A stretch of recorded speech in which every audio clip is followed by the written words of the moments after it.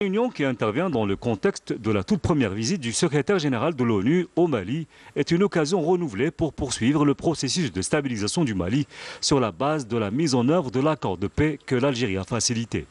Un accord de paix qui a connu des avancées considérables, notamment avec la confiance qui s'est établie progressivement entre les parties maliennes et qui a permis à plusieurs actions de mise en œuvre de se concrétiser. Le ministre des Affaires étrangères, Abdelkader Messal, qui a pris part à cette réunion, en sa qualité de président du CSA de haut niveau et de chef de file de la médiation internationale, a indiqué que l'Algérie continuera de respecter ses engagements en relation avec la construction de la paix et la stabilisation au Mali. Après avoir rendu hommage à l'Algérie pour ses efforts en faveur de la stabilisation au Mali, le secrétaire général de l'ONU, Antonio Guterres, a quant à lui plaidé en faveur d'une mise en œuvre entière de l'accord de paix qui reste la seule option pour les parties maliennes de sortir définitivement de la crise que connaît le Mali depuis maintenant des années. Tenant compte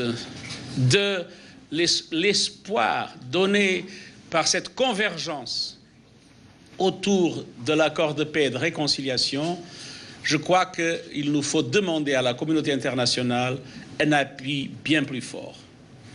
Un appui au Mali, un appui